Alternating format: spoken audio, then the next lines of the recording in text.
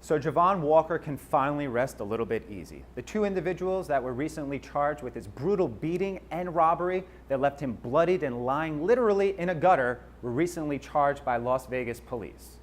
But wait a minute, has Javon Walker really had any restful night's sleep over the last few years?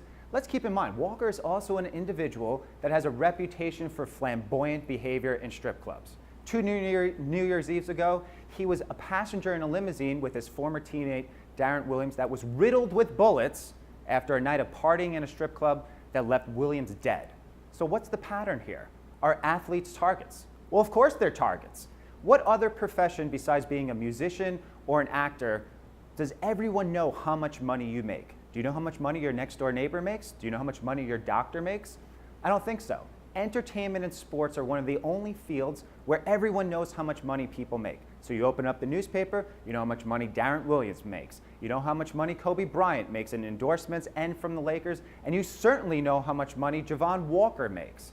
So athletes, of course, are targets, and they make themselves even more of a target by going out wearing flashy jewelry. A lot of athletes wear jewelry that costs more than most people's cars. So of course they're going to be targets. That's what Javon Walker was doing that night in the strip club, spraying around Dom Perignon, throwing around money, and flashing his jewelry. So what happens? Someone sees him, someone targets him, they know that he's out drinking, they know that he's out having a good time, and they know that he's walking along, and then he becomes a target. So how do athletes avoid this? Well, for one thing, they need to understand that while someone might know how much money you make, you also can make yourself a target by how you dress and how you wear how much money you make. So as a media consultant and a media trainer, I often tell my clients to go on TV to act and present themselves as if they want to be perceived. So we don't want someone wearing jewelry that's distracting. We don't want someone wearing a funny tie if they're going on and acting as an expert. So by the same token, athletes should not go out showing off their wealth. Obviously, an athlete needs a custom-made suit, he needs to wear nice shoes, he needs to have a nice house and a car. Those are all givens. But you don't need to go out wearing a $200,000 watch. You certainly don't need to be going out wearing a chain that has your number on it or your initials on it, which, as I mentioned, costs more than someone's house. Now, the NBA, the NHL, the Major League Baseball, and certainly the NFL have rookie symposiums every season. A lot of these rookies are coming into a lot of money, and they try to teach them the pitfalls that come along with all this money.